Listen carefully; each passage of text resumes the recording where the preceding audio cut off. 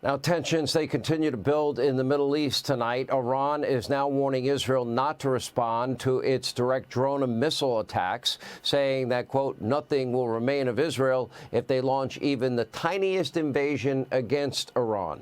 Now, the Prime Minister of Israel, Bibi Netanyahu, he fired back right away, asserting that, quote, Israel will do whatever it needs to defend itself. 9 words that Iran would be pretty wise to listen to.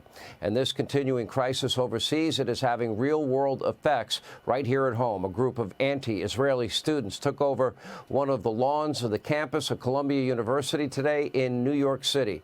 Take a look at your screen. Anti-Israeli demonstrators are still there even at this hour, rallying outside the campus gates.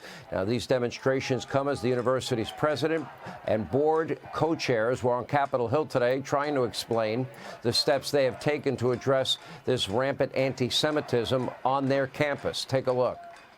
Does calling for the genocide of Jews violate Columbia's code of conduct? Mr. Greenwald. Yes, it does. Ms. Shipman. Yes, it does. Dr. Shafiq. Yes, it does. And Professor Shizer. Yes, it does. We've also brought on other law enforcement experts, rewritten our rules, beefed up our enforcement process. We've suspended 2 student groups for noncompliance, more than a dozen individual students, and we disciplined faculty members. We have mechanisms that are now being enforced, and on my watch, they will be enforced. I think many of these appointments were made in the past in a different era, and that era is done. And while these crazed protesters claim to be standing up for Muslim communities in the Middle East, Iranian-American lawyer activist Elica Le Bon is reminding them that they might want to do a little more research. Take a look at this. If you had listened to us for the past 2 years, much less the past 45 years, you'd know that Iranians don't want war with Israel. We want peace with Israel. Iranian people inside of Iran have come out and said this over and over and over again. It's you that wants war with Israel. It's your hatred for Israel and your hatred for Jews that's pulling us into a war that we didn't ask for. Have we not suffered enough for the past 45 years that we now have to be used as pawns for your fantasies about war with Israel? Leave us alone. We don't want that. That video has gone viral. Elica Le Bon joins us now, along with Israeli Special Ops veteran Aaron Cohen is with us. Elica, you want to be very, very clear here. And I would argue Donald Trump, by enforcing sanctions, was literally draining the resources that Iran uses to fund the Houthi rebels, Hamas, Hezbollah, their proxy wars, their attacks against Israel. And you are beginning to see young people, as you describe, that are anti the Islamic Republic join and stand up against the regime. We had seen videos of these protests. That's all gone away because Joe Biden's made the Iranian mullahs rich again. Is that true? Yeah, I mean, you know, he has failed to enforce the sanctions after the maximum pressure campaign. The oil exports in Iran have reached the highest that they've been in the past 5 years. That seriously weakened the Iranian people's revolution since the Masajina Amini revolution kicked off. It has empowered the mullahs. Yeah, absolutely. What has the reaction been to this video? Are you surprised it's gone as viral as it has? You know, I am to an extent.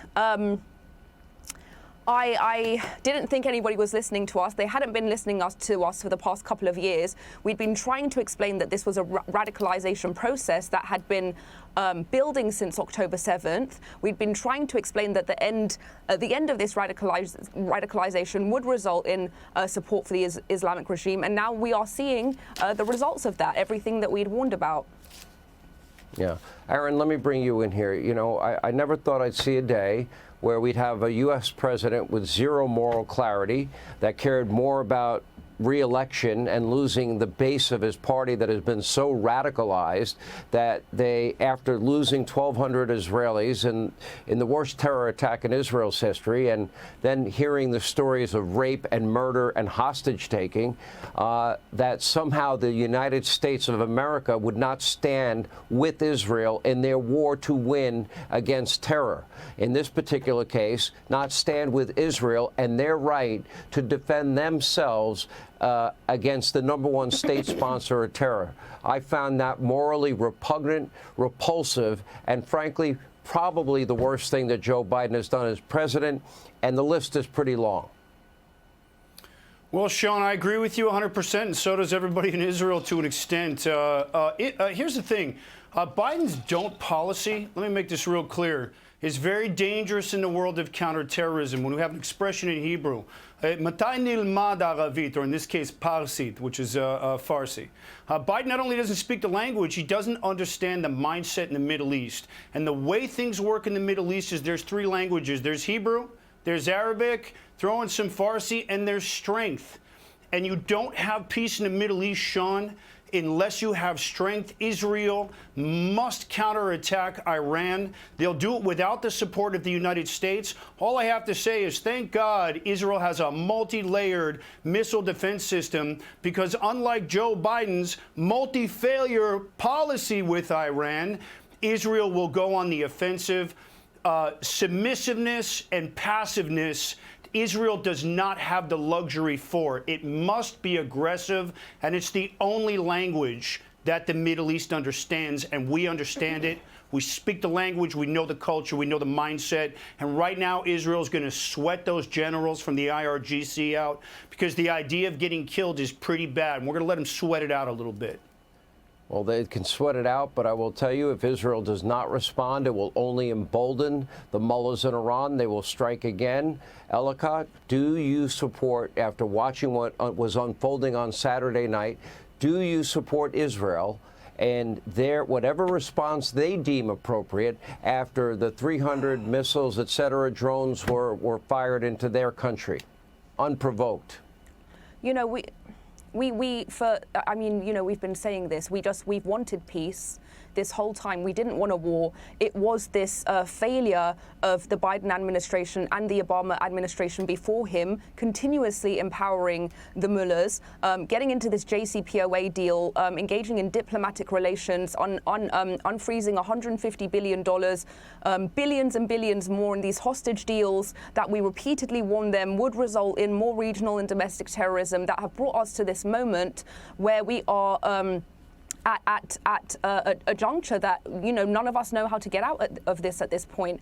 You know, I don't want to see war against my country and my people, and to put my people's lives at risk. And this is exactly what I was talking about. The but Republic really, that is, the blame has to be on this.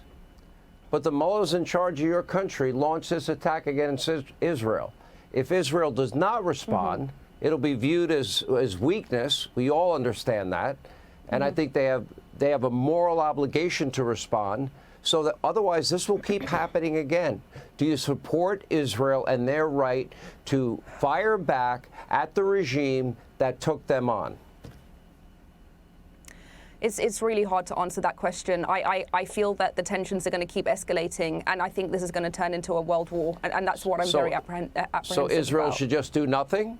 And the #1 state sponsor of terror that has been funding the Houthi rebels, Hamas, Hezbollah, they get away with continuing, you know, all these attacks against an innocent democracy? Well, I think if there are strikes, it definitely shouldn't be on, you know. Sean, if I can jump in real quick, I'd like to say one thing to Elica. Sean, can I say one thing? Real quick. Israel dar kenore mardome Iran hast, which means Israel stands with the people of Iran. I speak Farsi. Thank you. All right. Thank you. All right. Well, maybe peace can begin right here on this show, because I feel sorry for all of the people that are caught up in all of this and living under the regime that believes in radicalized terror and a caliphate. Hey, Sean Hannity here. Hey, click here to subscribe to Fox News YouTube page and catch our hottest interviews and most compelling analysis. You will not get it anywhere else.